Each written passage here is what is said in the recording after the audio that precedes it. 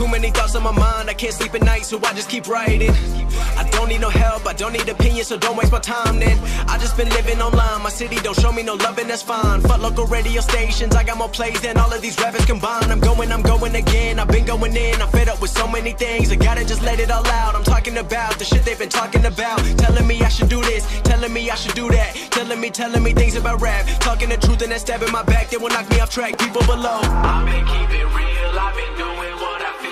I've been out here trying to kill every beat, I know I will. Everything I'm working on, every night another song. They've been quiet all along, they gon' notice when I'm gone.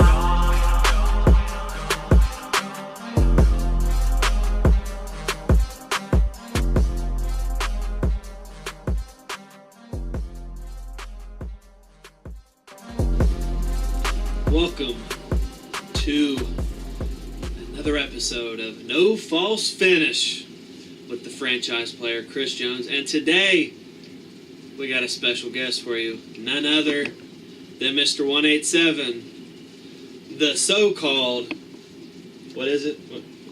The best wrestler Best wrestler ever, Genocide. How you doing today? Alright, how are you, sir? Appreciate you being on the show. Got some doozies here. Been waiting to have you on the show, so we're going to jump right into it.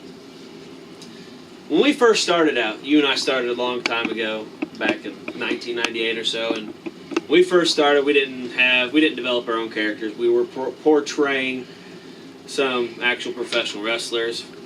You were kind of portraying Kurt Angle. I was portraying Y2J, Chris Jericho. Everybody knows you cry over Hulk Hogan, so why portray Kurt Angle in that Hulk Hogan? Well, because even though Hulk Hogan is my favorite wrestler, Kurt Angle is also my favorite wrestler, and he can actually wrestle. I'm not trying to say Hulk Hogan can't wrestle, but you know, Kurt Angle was hot at the time. You know, with his feuds with Brock Lesnar and everybody else.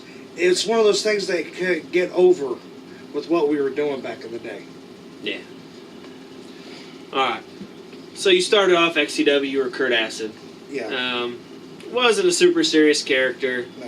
And, 1-800, fuck your mama, and all that good stuff. You were eventually taken out by VK2 at MPG, I think at Greed 2004.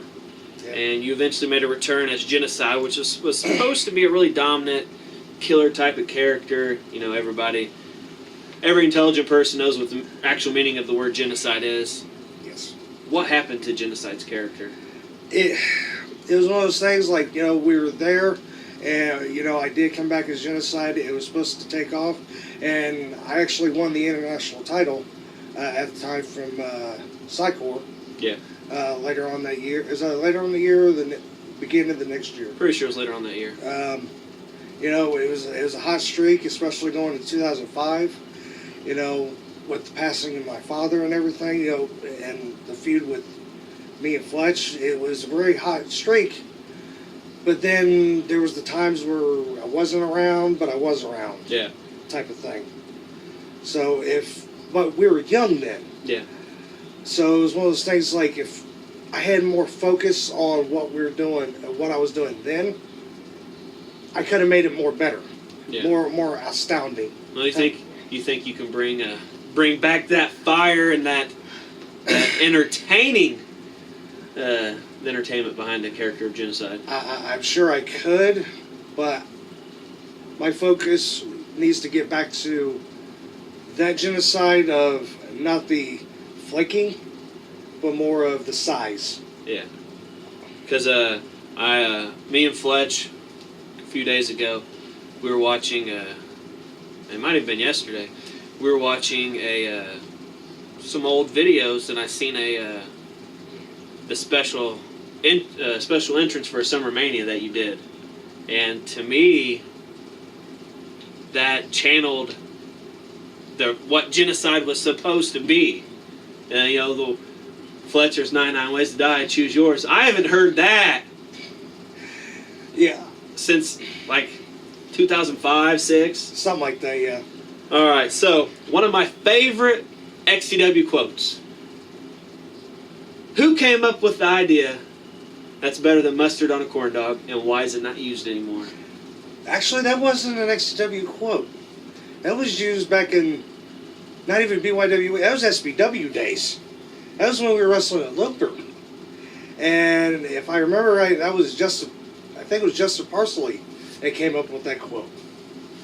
Because he wanted to make Kurt Acid better than everybody back in the day, you know, with you and Hazard and Destruction and Cody Russell and all them. And, you know, one of the Kurt Acid character being funny. Yeah. And wanted me to say, I'm better than Mr. than a corn dog. Well, personally, I like the quote. So we had a very hot feud. Probably not the top XCW feud, but it was a really good feud, and we got personal with some real life happenings to throw a little extra fuel on the fire. I cut a graveyard promo on your dad, which everything was pre-approved by you pretty much. There was another good thing about heel Chris Jones is I'm not afraid.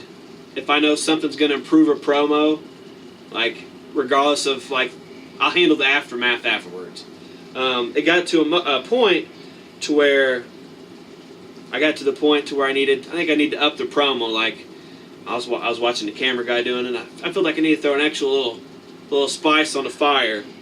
There was a moment I thought about crossing the line, so to speak, and pissing on your dad's grave in the promo, which I know not a very good friend thing to do, but I figured it would have upped that promo value.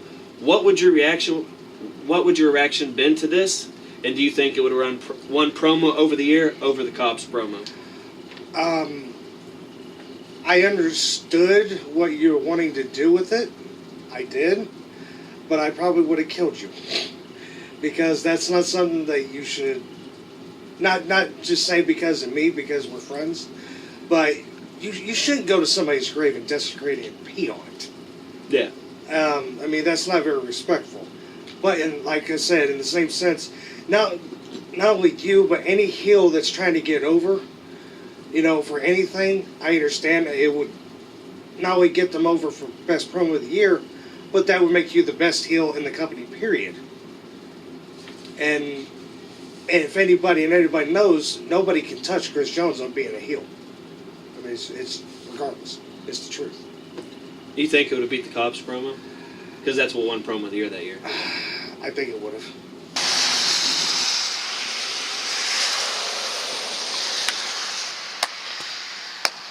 Let me clap for you, Genocide. Don't worry. I ain't got it no more. It's not contagious. We are here at a legendary location for Shittyville, Shelbyville, Indiana. I'm sure this brings back some memories, Genocide. So as I gave you time to read, because we know you failed 6th grade a couple times. You ran my class. We're going to give you a couple times to let this marinate, Genocide, while we all listen. Everybody hear that? That's the sound of the ball hitting the ground. You had the perfect chance, Genocide. Perfect chance to try to insult Chris Jones. You want to call me a bad father? Chris Jones, a bad father? Let me tell you something about Chris Jones, Genocide. I might not have seen my daughter in a long time. She's very well taken care of. Has lots of money. At least my child doesn't look like Jim Ross fucked a Mexican. I mean, I could probably make your kid look better if I kicked him in the face. Have you got a DNA test done? It might not be yours. So, I believe a lot of crap behind the scenes about this. Me, Fletch, Roddy, we've all heard rumors about this porn video with Cody Bringle, Robert Edwards, Justin Parsley. I want to know how this came about. What's the validity to this rumor about this porn that you four made together? Okay. I'm going to get to the involvement of this now and throw this out there. I was not part of this porno at all.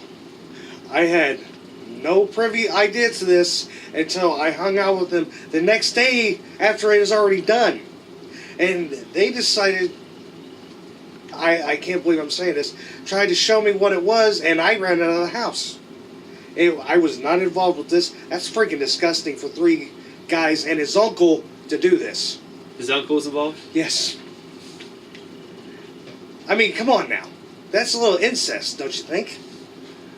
So were you like Vapor? You pissed your pants and ran home? I didn't piss my pants or ran home. I just ran out and was in disgust. As somebody I thought was a friend would want to have sex with his uncle. All right, so you're denying any involvement. I was not involved in that at all. No. All right. Who in XCW do you want to work with again that you have worked with, or who do you want to work with that you haven't had a chance to work with? That I want to work with again. Or someone that you haven't worked with that you'd like to do so. Well, I've worked with Void in the past. Not very much. I mean, we had that feud where we lost the tag team titles to them. Yeah. That's against him and Jesse Justice, and I actually faced him for the Extreme title. Yeah. Last year in a singles match. I really want to work with him more. I mean, I know his character developed more when he was with Hazard, but I really want to bring out Void and everything. DJ, he's another person I really want to work with. I mean, I'm getting ready to actually work with him, but Fletch said the same thing. Yeah. People I have worked with, like Manchencho and Corey Lee, and a lot of people in the past. One person that you worked with. One person. Yeah, out of everybody, one person.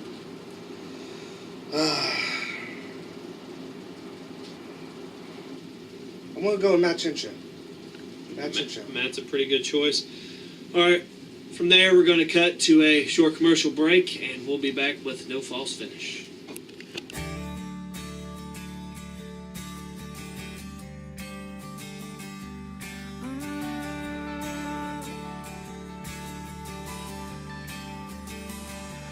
When the smoke clears and the flashing lights and neon signs all disappear, it's like closing time and the sound of silence is all you hear.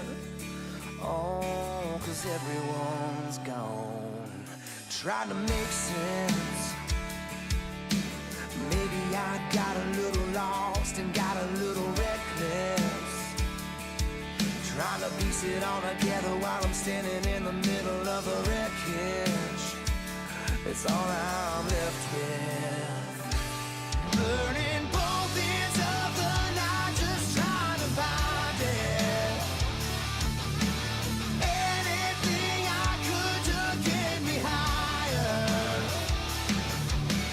When that high starts running out, what goes up must come down. Falling feels like flying till you hit the ground. Got a choice to choose. I should learn to win, 'cause I sure as hell know how to lose. I spend most of my life just caught inside a catch-22. Damned if I don't, damned if I do. Burning both ends of the night, just trying to find it. Anything I could to get me higher. When that high starts running out, what goes up must come down. Falling feels like flying till you hit the ground. I said falling feels like flying till you hit the ground. Yeah, falling feels like flying till you hit the ground.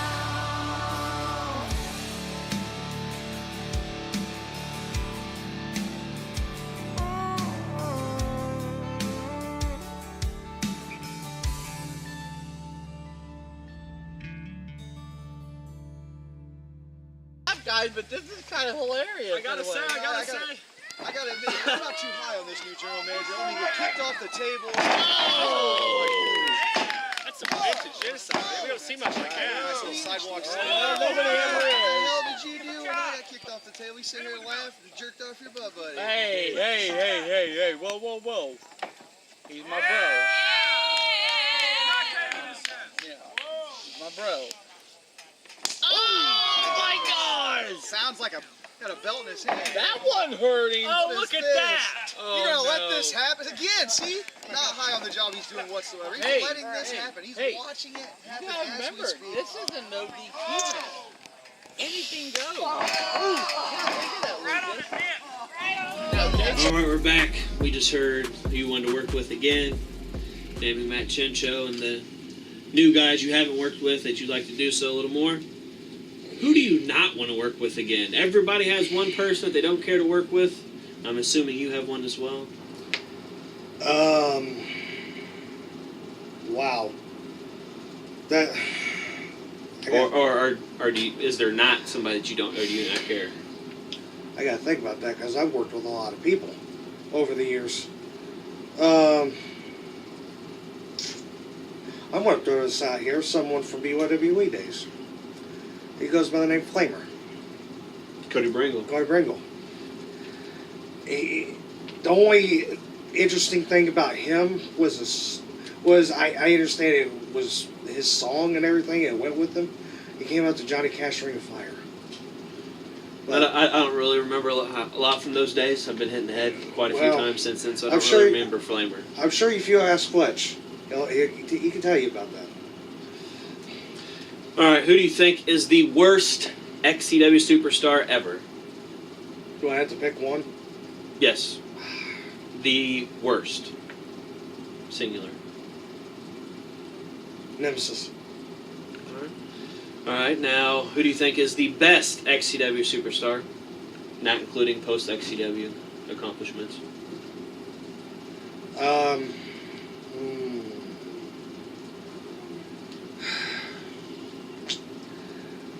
That's a tough one because there's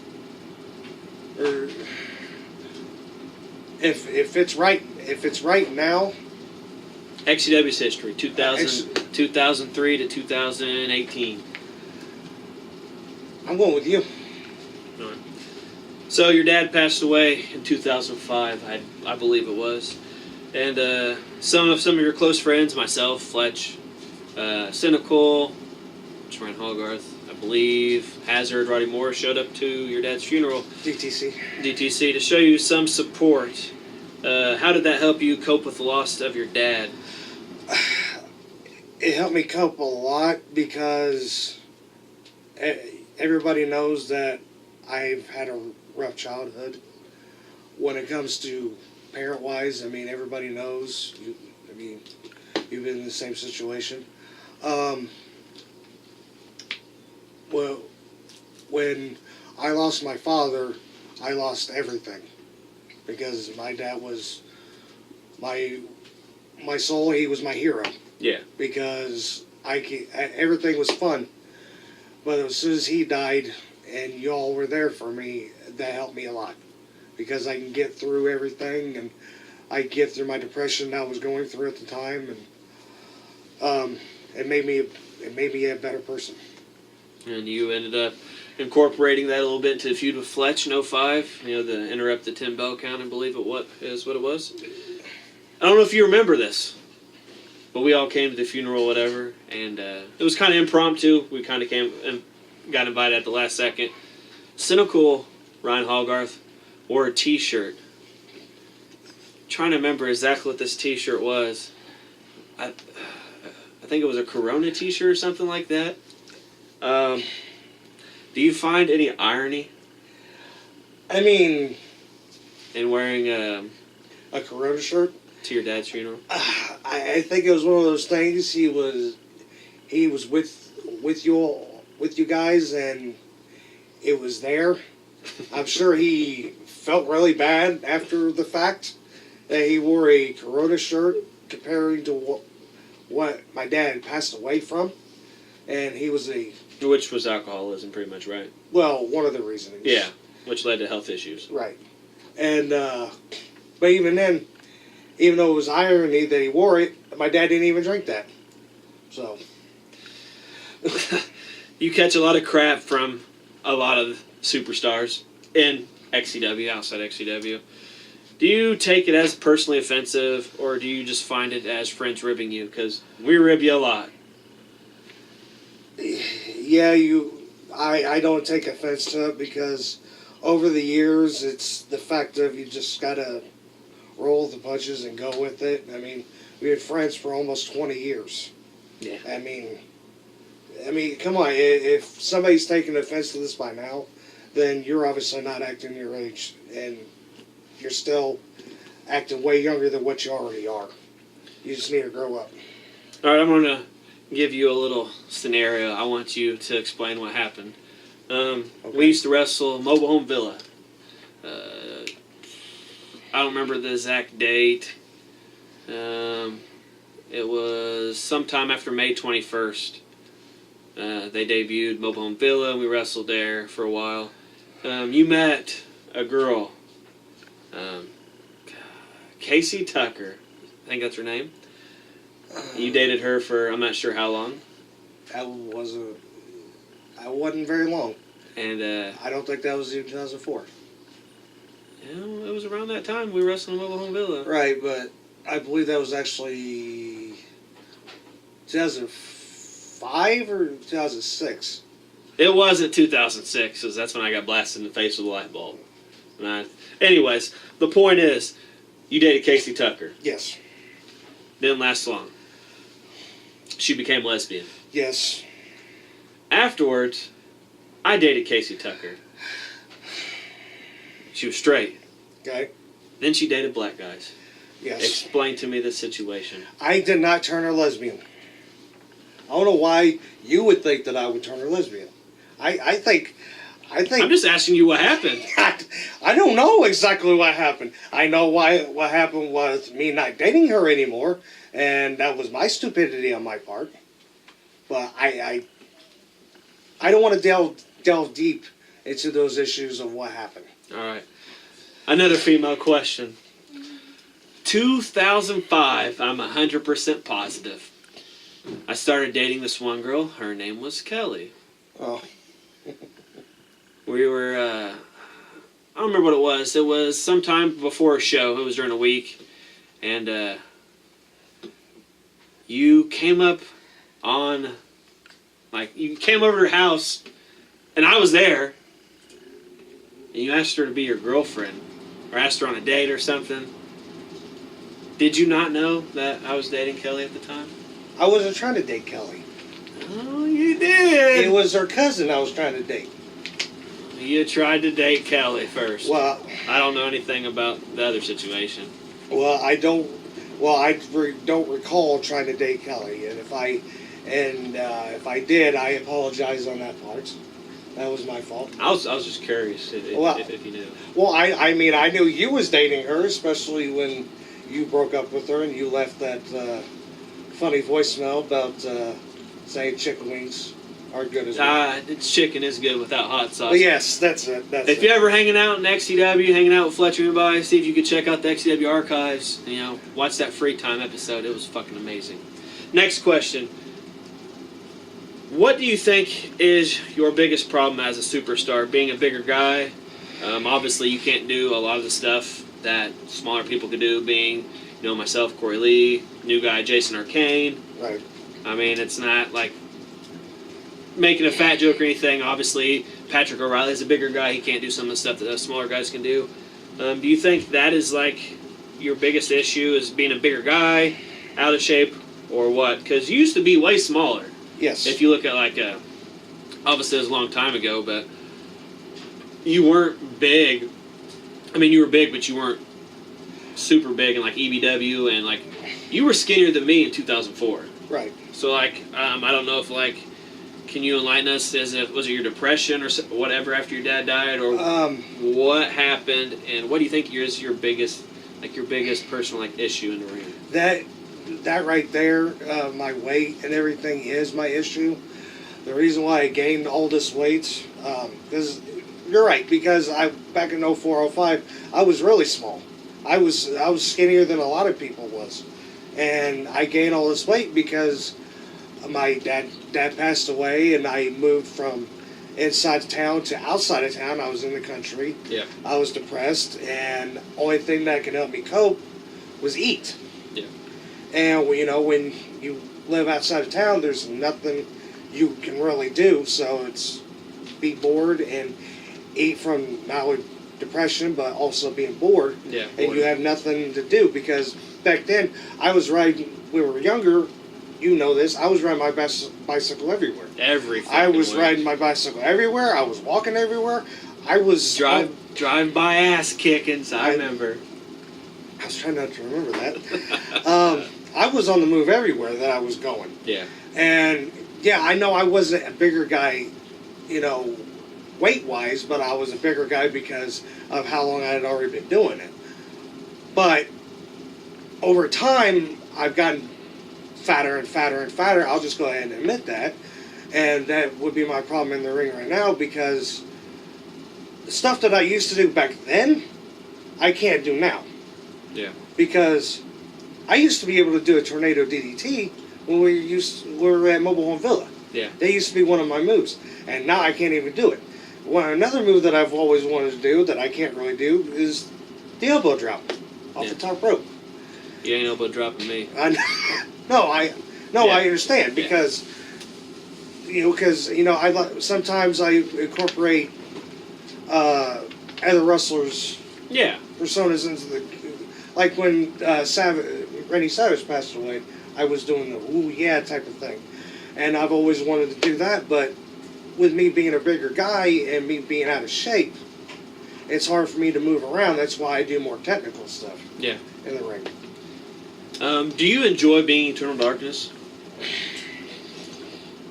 I mean, obviously everybody knows that wrestlers play multiple different personas, and obviously you've been one of the people that played Eternal Darkness probably the majority of the time that Eternal Darkness has been XCW, I'd say. I'm the longest running person to play Eternal Darkness right now. Do you enjoy playing Eternal Darkness? Because obviously if you wrestle twice in a show, I mean, obviously you're a bigger guy, you get winded more easily, but doesn't that help you get in shape? You would think so, that it'd help me get in shape, but you got to think though, with what I wear as Eternal Darkness, that I would lose weight because I'm wearing all black. Yeah, you should be sweating your dick off. And trust me, I'm sweating a lot, but it's what I'm doing outside of XCW that's my problem. Yeah. But yeah, you would think that I would be losing a lot of weight because I'm wearing the black boots, I'm wearing black pants, I'm wearing the long sleeve shirt, the skull shirt, and I'm wearing the mask and the gloves. But you also got to think though that I don't really have much to do with Eternal Darkness because there's not very moves that he has. Yeah. Is there anything in XCW that you regret that you did or have done? I mean, it doesn't matter if it's like personal thing or like a very, very bad match or anything like that. Bad match wise, I mean, I've had bad matches. Everybody's had bad matches. There's always been fuck ups. Everybody knows that right from the get go. Yeah. You go out there and you can plan stuff that was supposed to be done right, and there was an instance that I think it was, I'm trying to think who was in the match. It was me, that Chincho, I think Jesse Justice, I think. Don't hold me to this. And is this the restart the match? Yeah, we had to redo the whole match. And there's been that types of things where we go out there and think, oh, we had some of them had a good match, and it's like, oh, we just want to go on. Like, no, we need to go do this again. Like last year, Money in the Bank. I think Money in the Bank. We had to go back out there and redo that again because people got lost on what we were doing and everything. Yeah, it was Money in the Bank at Halloween Havoc. Yeah, people got lost. It's like, no, and it's like, no, this is what's supposed to happen. This is supposed to happen here. And it's like, but the thing is some of the people who was getting told this are all new guys. Yeah. So my veteran mentality of teaching this to younger guys was confusing them, and that was my fault on that part. All right, I don't know if you remember this. I'm just curious if you do. We had a we got this and a couple more questions. We had a match. We're wrestling Gabe's house. Maybe it was Gabe. Maybe it was playing at Creekmore. But there was an instance to where we were in, I don't know if it was a ladder match. It was like 6 of us. And you were playing Ed, and I was playing a masked character, probably Psycho. And do you remember that a fight almost broke out one of those matches that we were in, and we had to stop it? Do you remember that? Wasn't that with DTC and somebody else? I'm not sure if DTC was there at the time, but I know there was a. I know we did a. I think it was actually Halloween Havoc at Planet Creekmore, I think, and we were. It was Psycho and Ed, and I think it was DTC and what is his name? Streets. I don't think so. I think it was. But anyways, I was just curious if you remember that. And do you take pride in Fletch counting on you as a second character to be able to defuse a situation like that? Yeah, because like I said, we've been doing this for a long time, and stuff like that happens. Yeah. It needs to be stopped. Yeah. It's if you go in there, act professional, yeah, and leave your shit out the door. All right. Next question, one-word answer. Who do you think has been the best positive influence around on the newer guys, from characters to promos to help them get their ring stuff down? If you name one wrestler that you want to send a new guy to, who do you send him to?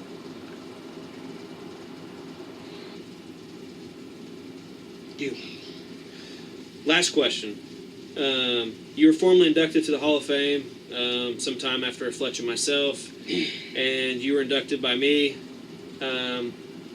Did the introduction speech live up to the hype that you expected to be, me inducting you, and did you enjoy it? Yes, it did. Yes, it did. Because you've been one of my best friends all these years, and I'm very happy for what you did for me. And you enjoyed being inducted to the Hall of Fame? Yes, I did. Yes, I am. All right, that has been No False Finish. Another great episode with myself, the franchise player Chris Jones, and Mr. 187, Genocide. There's 99 ways to die. You found out how Genocide chose his today. Catch you on the next episode of No False Finish.